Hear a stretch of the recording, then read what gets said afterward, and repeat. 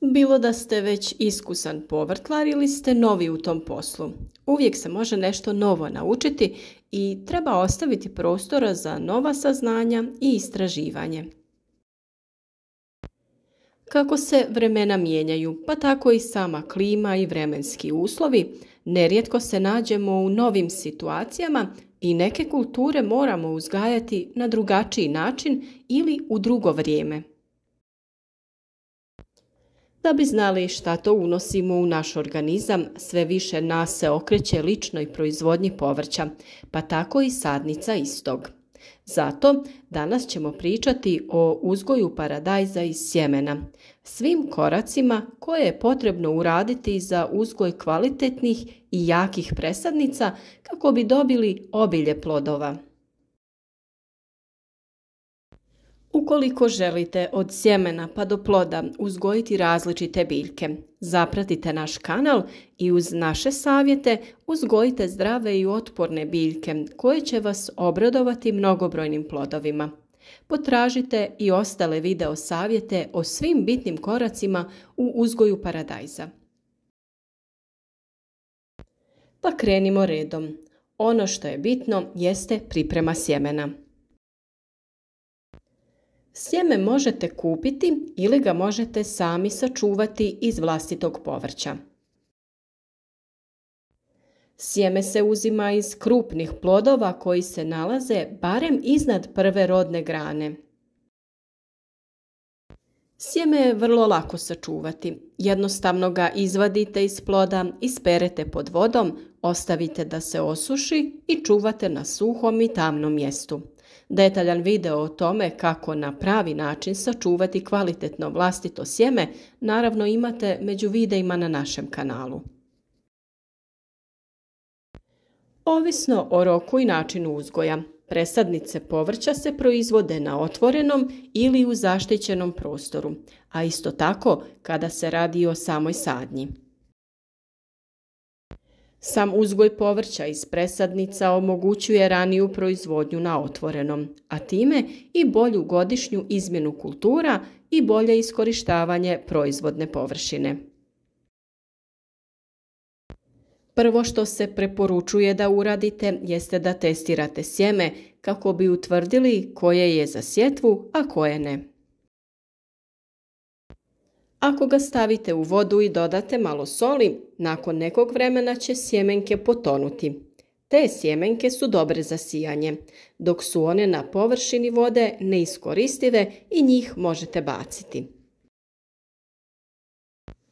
Drugi korak će vam još više olakšati odabir sjemena jer je to naklijavanje i tim procesom će sjemenke dobiti klicu i prije stavljanja u zemlju. Da bi sjeme klijalo, možete ga staviti između dvije mokre maramice u neku posudu i tako vlažno ostaviti dok ne proklija. Naravno, redovno provjeravajte da vam se maramice ne osuše, jer tada sjeme neće klijati. Na ovaj način možete odmah obaviti odabir klijalog sjemena i onog koje možda nije kvalitetno i nije i neće proklijati.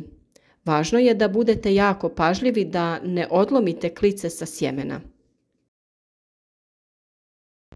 Sjeme paradajza brzo bubri, ali neće klijati ukoliko nisu osigurani optimalni uslovi.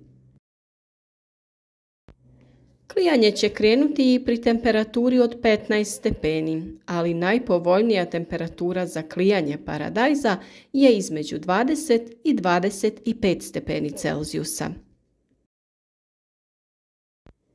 Na taj način će sjeme kvalitetno klijati, a i sveukupna klijavost će biti veća u postotku. Bitna činjenica je ta da paradajz najbolje klija u mraku, tako da sjeme slobodno možete prekriti slojem zemlje i nije potrebno da dodajete vještačku svjetlost, kao što je slučaj kod nekih drugih biljaka. Pri optimalnim uslovima mlade biljke paradajza trebale bi biti vidljive u razdoblju između 10 i 20 dana. Struktura tla, dreniranost i opskrbljenost biljnim hranjivima uz osigurano navodnjavanje bitni su čimbenici proizvodnje kvalitetnih presadnica. Mi uvijek koristimo supstrat koji je predviđen za sijanje, a može se kupiti u svakoj poljoprivrednoj apoteci, a za presađivanje, to jest pikiranje, koristimo također zemlju koja je baš za to namijenjena. U pripremljenu posudu stavite sloj zemlje od 3 cm i lagano ju zalijte da se slegne. Na to poredajte sjeme i prekrijte sa dodatnim slojem zemlje od oko 1 cm, te lagano ponovno zalijte. Naime, zemlju je dobro zaliti prije redanja sjemena kako sjeme ne bi otišlo dublje prilikom kasnijeg zalijevanja. A i kada zalijevate nakon što ste sjeme prekrili zemljom, najbolje je da koristite prskalicu. Nikako ne smijete koristiti hladnu vodu, nego toplu. Sa njom održavate i temperaturu supstrata da bude optimalna oko 20 stepeni. Možete sjeme gusto sijati u ovakve kontejnere ili gajbe, a možete i direktno u PVC podloške sa odjeljcima promjera 10 cm, gdje ćete u odvojene odjeljke sijati po jedno sjeme. Naravno, to možete ukoliko imate dovoljno prostora da im osigurate potrebne uslove. Mi svoje posijane biljke stavljamo u za to predviđeno klijalište koje smo sami izradili upravo za ovu namjenu. Iz tog razloga sijemo sjeme malo gušće u manje posude. Klijalište je izrađeno od stiropora i unutra ima postavljene LED lampice koje sjemenu daju potrebnu temperaturu. U ovim uslovima sjeme će brže i kvalitetnije da proklija, a naravno i da nikne. Video o tome kako sami možete napraviti klijalište za vaše biljke sa prihvatljivim budžetom možete potražiti na našem kanalu. Rast i razvoj biljke paradajza također je uvjetovan temperaturama. Općenito se skladan rast biljke postiže pri dnevnim temperaturama od 20 do 25 stepeni, a noćnim između 13 i 17 stepeni Celzijusa. Poželjna je ta neka razlika od 7 stepeni između dnevne i noćne temperature. To je najlakše održati upravo u klijalištima. Optimalno vrijeme za sijanje je sredinom februara, da bi svoje biljke u plastenik sadili već u aprilu. Za rasad koji ćete saditi vani, februar je također pogodan mjesec za sijanje, a visinom temperature kontrolirajte rast vaše biljke, sve dok se uslovi ne pokažu pogodni za sadnju na otvorenom. Ipak nešto ranije se obavlja sjetva za rasad koji je namijenjen za sadnju u grijane plastenike. Ono što je također dobro jeste to da možete odraditi nekoliko ciklusa i sijati više puta manje količine sjemena. Tako ćete sve poslove stizati na vrijeme, naime dok pikirate, to jest presađujete jedan dio, drugi će stići na red za pikiranje svojim rastom. I tako se organizirate sa svim povrćem koje ćete uzgajati.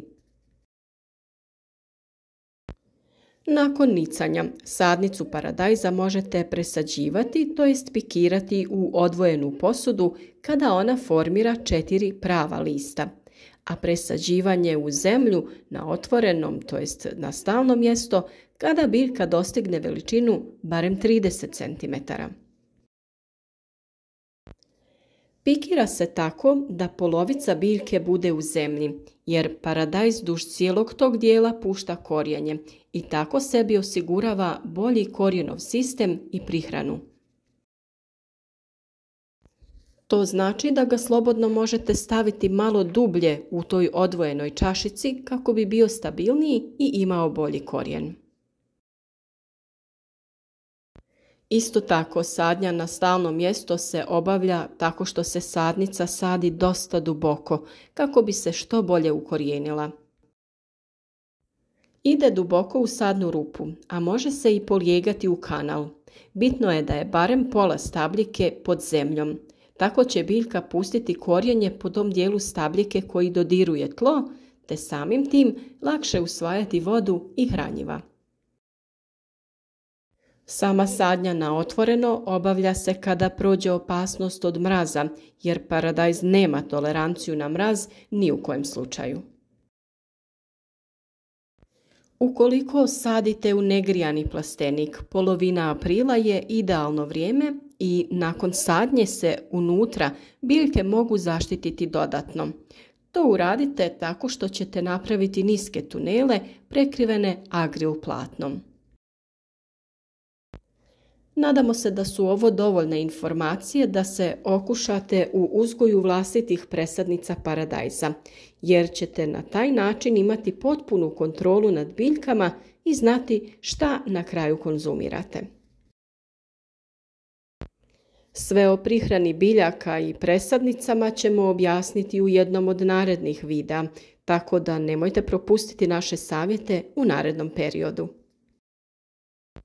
Podržite naš rad sa like, podijelite video sa prijateljima na društvenim mrežama i uživajte u uzgoju biljaka od sjemena do ploda.